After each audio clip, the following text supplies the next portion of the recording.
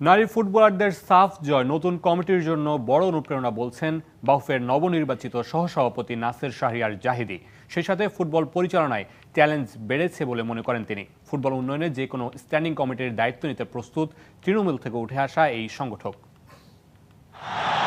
বাফুফে নির্বাচনের রেশ কাটতে না কাটতেই নবনির্বাচিত কমিটির জন্য ম্যাজিক্যাল সারপ্রাইজ হয়ে সামনে আসে নারী সাফের শিরোপা জয়।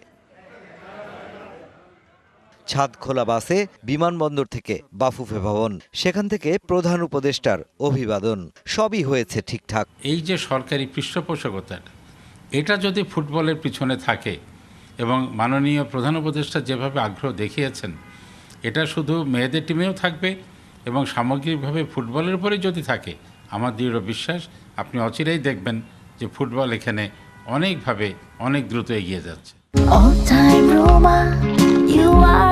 All time Roma. Taste it, love it. এখন দায়িত্ব বেড়েছে ফেডারেশনের। বিজয়ের এই ধারাবাহিকতা ধরে রাখাটাকে চ্যালেঞ্জ হিসেবেই নিচ্ছেন বাফুফের এই সহসভাপতি। সকলে অত্যন্ত উৎফুল্ল, অত্যন্ত আনন্দিত এবং এন্টায়ার কমিটির জন্য এটা একটা চমৎকার অনুপ্রেরণার কাজ করবে। সেই সাথে আমাদের সামনে আরও বড় চ্যালেঞ্জ এনে দিল।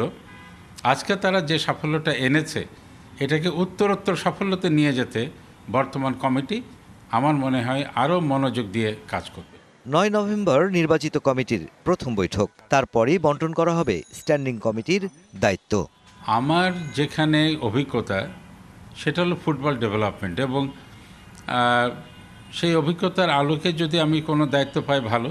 আমরা যে কমিটিতে কাজ করি না কেন, দিন শেষে সবাই একসাথেই সমন্বয় করে কাজ এগিয়ে নিতে হবে। নতুন কমিটির কাছে নারী ফুটবলারদের অর্জন হবে অনুপ্রেরণার, তাই দায়িত্ব পালনে প্রত্যেককে সচেষ্ট থাকার আহ্বান এই সংগঠকের। বাংলাদেশে ফুটবলকে জাগ্রত করার জন্যও party. Mushfiqur Rahman, DBC news, Dhaka.